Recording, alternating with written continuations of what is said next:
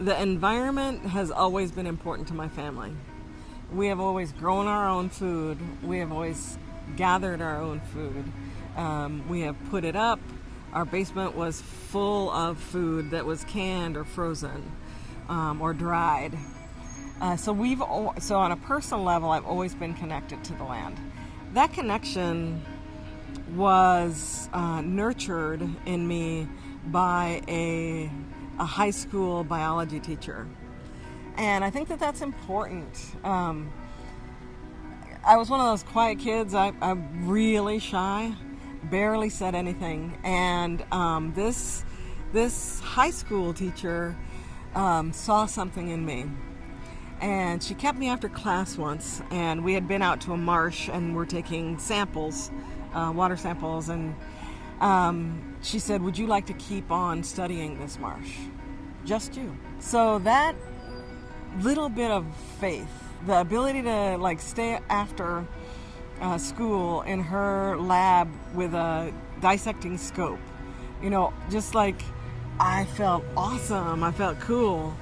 And there have been those kind of moments in life for me where people just quietly believed in me and gave me some access. And then when I went to college, I started my sciences with a room full of people, diverse from the reservation. I went to a school in Arizona, so there were representatives from the reservations and all kinds of Latinos and some African American folks and and then white folks and Asian Americans and lots of Pacific Islanders. And then by the time I got into the 200s, the next level of classes, I was the only one left.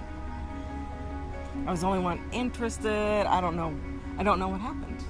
And I don't know if the schools track what happened. But I kept being curious about that and felt that isolation in the midst of all this focus on, my studies. And that turned quickly into this work to address equity, inclusion, and diversity in EE. I think I need to step further out. The Center for Diversity in the Environment, CDE, is working within the environmental movement. We define that broadly.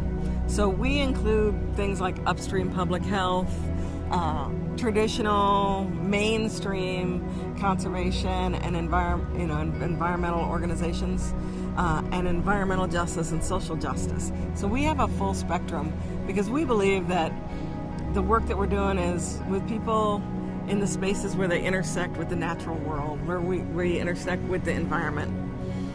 And we think that's important because we see people as part of the environment, not as something separate.